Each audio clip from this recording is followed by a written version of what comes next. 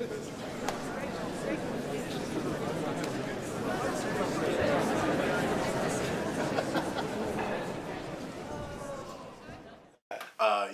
I actually have. I mean, but never too much. I mean, I lived by this. You said it. I've been saying this righteousness thing for a while now, and it's kind of a code that I lived by my whole life without even having an actual concept for it. You know what I mean? I actually was a late bloomer sexually compared to my friends. I mean, most of my buddies growing up had lost their virginities around like 12, 13. I had opportunities to lose that early. I just didn't. I wasn't ready for it, so I didn't do it. You know, and it got it got tough. It got kind of tough when they were all losing it. They were all having these experiences, and I just was like, I'm not ready for it. But you'd hang out with your buddies at that point, and everybody's having sex, and so they have stories. They are talking about hooking up with this girl or that girl, and I'm the quiet one all of a sudden. Like we just spend 2 or 3 hours bullshitting about who's better at Madden or whatever, and then like I'm talking loud at that point, and then they start talking about sex, and I can't really say anything.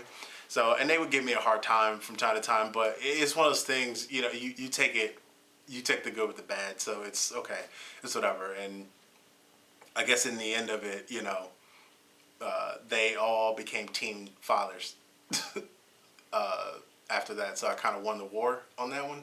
So, so I lost a bunch of battles growing up, but I won the war on that one. So, but I didn't allow it to really bug me too much because while I did feel like I was missing out, I knew that I was missing out because I wasn't ready to do it, and it was just it was my own righteousness speaking up, where it's just like, okay, I'm not ready to do it, so I'm not going to, and they're gonna dick with me and make fun of me and stuff like that, and for a little bit, and that's perfectly fine, and I'll do it when I'm ready, and I did. It's conjoined again. It's people see me and they know, they get an idea for what it is, and it's not a surprise. I mean, I'm pretty square like that. You know what I mean? So so it definitely plays a role, a significant one. So it permeates through everything for me. It does. I can't really escape it, and I necessarily don't want to. There's this phrase and that you hear growing up is you have to be twice as good to be treated half as well. So it is that whole thing where for black men it's kind of like you have to become hyper everything. So it's if you are, for example, like the three S's that you have to follow is well, it's not S's, but money, sex, status, those different things that you have to sort of chase if you're to be masculine in some form. Some sections of the American populace look at it, or Western culture rather, look at it as you have to be getting some of those things. So if I'm gonna be half as successful as a white person, I have to be twice as successful as a white person to get the same treatment that that person's get.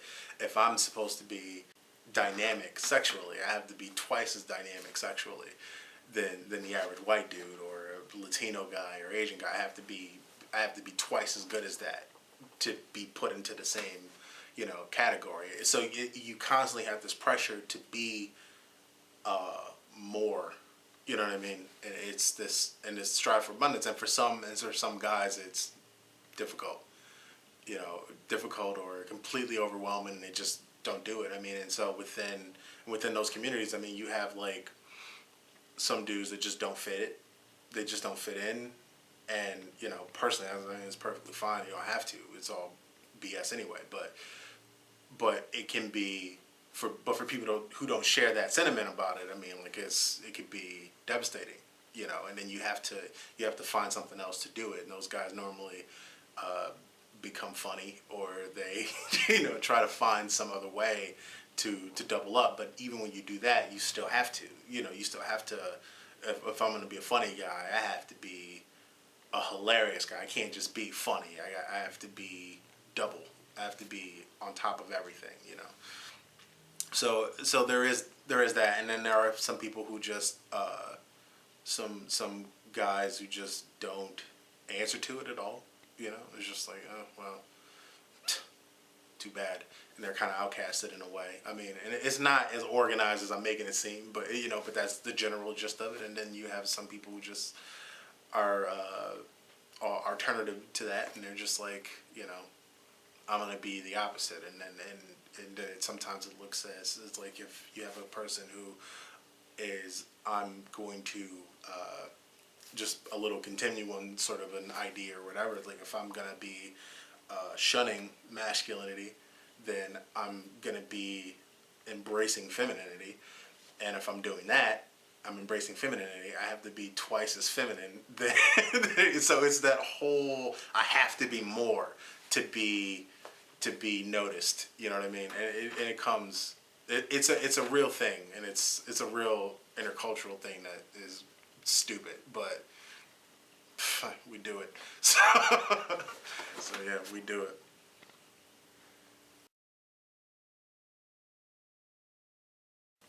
Those movies are being filled in by guys. I mean, like that's the reason why those movies are so big now. It's whatever. Everybody, they're like they're our cultural mythical gods. You know what I mean? Like, you know, it's those dudes aren't they're not real, obviously. But I think the difference is that it's how deep you go into it. You know what I mean? And how that affects your ability to hit those three S's again: the success, status, and sexual activity. That was the other S I was thinking about. I was saying money. I was thinking success. But how it affects those three S's, you know what I mean?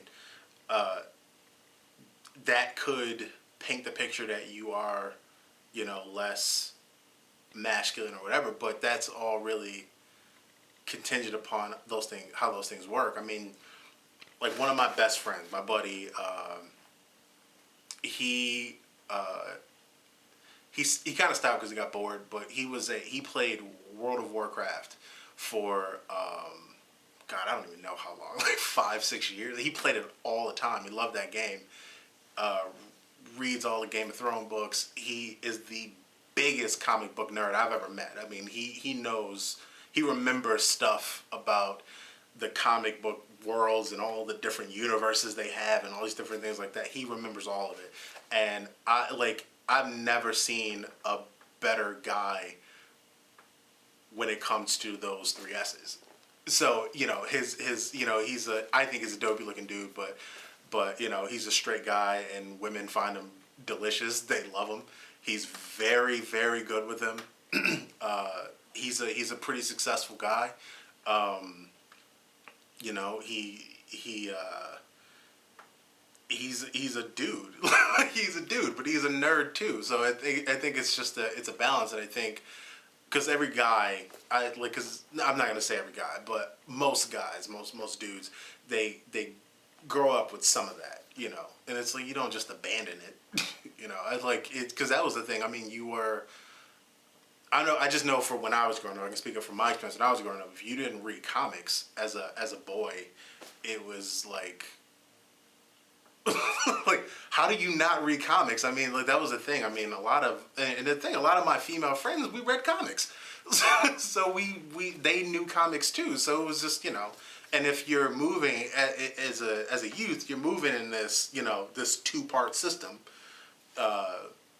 There are boys and there are girls, and girls do this and boys do that or whatever. Girls read comics too. I mean, they weren't as knowledgeable. They didn't read them as much as the boys did, and that was one of those things. But they read them, you know. So that was one of those things. So you don't let that stuff go.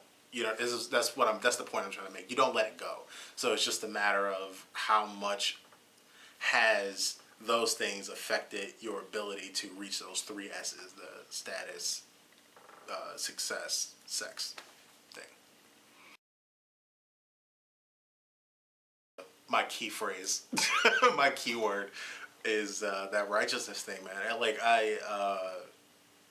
I would probably if I were to teach, you know, a kid about gender or masculinity, anything like that. I would just, I would allow them, I would let them know that it's imaginary. It's not something that really exists. So whatever attitude you're supposed to have, behavior you're supposed to have, it's horseshit. It doesn't mean anything. It really doesn't. You go by, I would say, not to just like, push them out of the nest and let them, try to fly, but in that way, I mean, give them some guidance, but, it's like live your life and do what feels right, to you. And whatever that is, that's what you are. And if you're not what this person's, view of masculinity is, and it doesn't really matter, because if you are looking for outside clarification, I mean, you may not be what this person's form of masculinity is, but you may be this person's form of masculinity. So it's too much variety to really care.